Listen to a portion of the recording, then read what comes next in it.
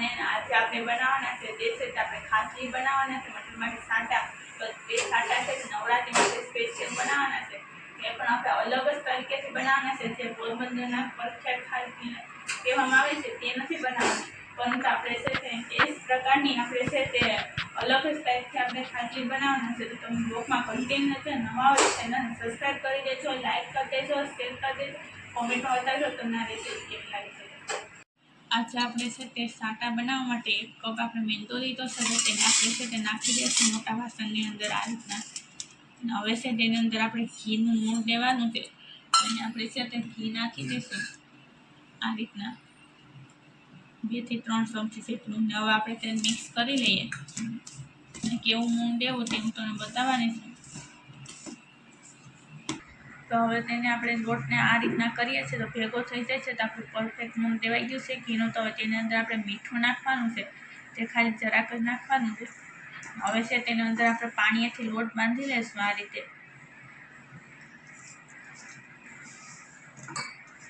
અહીં તમે જોઈ શકો છો કે આપણો લોટ છે તો આ રીતનો બંધાઈ ગયો છે. તો હવે છે તેને આપણે છે તે 10 મિનિટ થઈને આપણે રહેવા દઈશું ઢાંકીને આ રીતે. તો હવે છે તો આપણે આ રીતના આપણે સ્લરી કરવાની છે. તો તેના માટે થઈને આપણે છે તે 2 ચમચી જેટલું આપણે મેંદો નાખવાનો છે આ રીતના.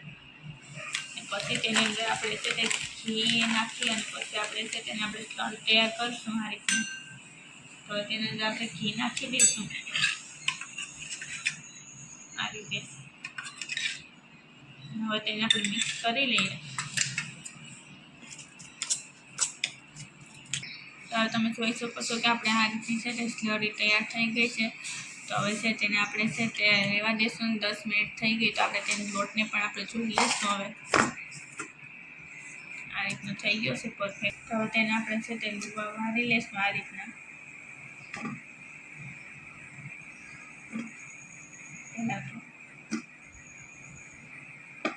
હવે તેને આપણે વણવાના છે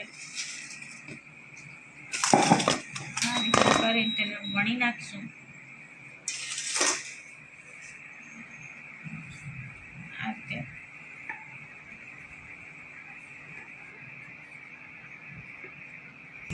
તો હવે તમે જોઈ શકો છો કે આપણે આ રીતની છે તે વણી નાખી છે. તો આ રીતના આપણે બધી વણી નાખીએ પહેલાં તો.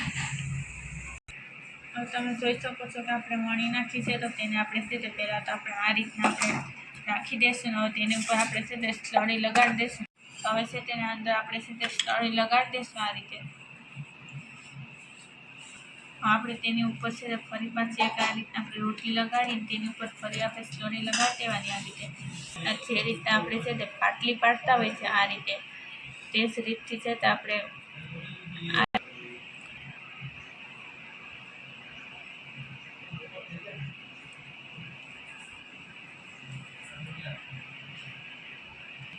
હવે આપણે તેને છે તે આ રીતના આપણે રાઉન્ડ શેપ આપી દઈશું.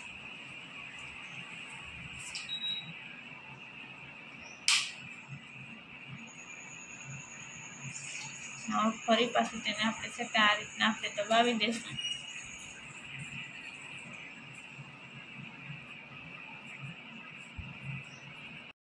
હવે આપણે તેને આ રીતના આપણે વણી નાખશું.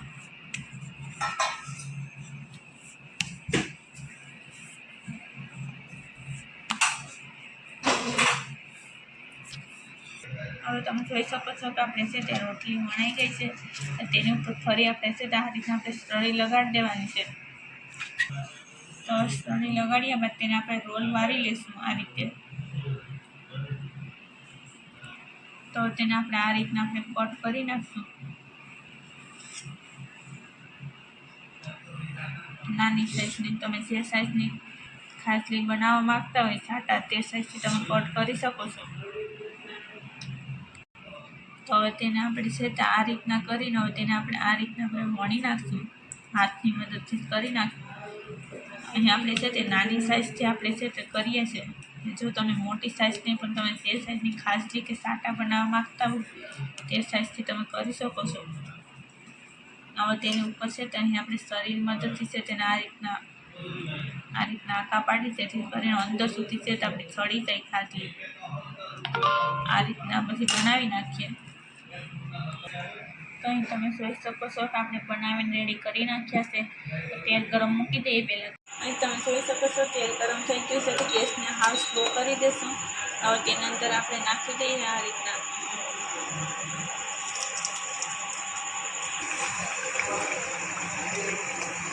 હવે તમે જોઈ શકો છો કે ગોલ્ડન કલર થઈ ગયો છે તો તેને આપણે બહાર કાઢી લઈશું ખાટલીને આ રીતે. તો અહીં તમે જોઈ શકો છો કે આપણે સાંઠા છે તો આ રીતના આપણે ખાટલી બનાવીને રેડી કરી નાખીએ છીએ. તો આપણે સાંસણી વાળી કરવાની છે તો સાંસણીમાં આપણે કઈ રીતના કરવી તે હું બતાવું છું.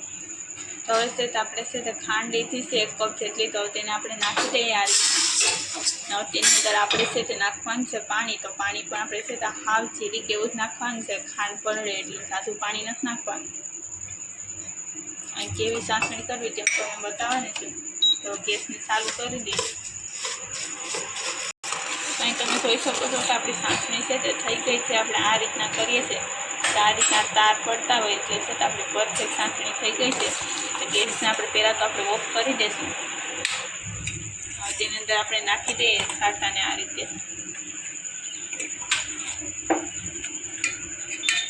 તેની અંદર આપણે આ રીતના સાટા ઉપર લગાવી સાંસણી, પછી તેને આપણે કાઢી લઈશું. થોડી વાર રહેવા દેવાના.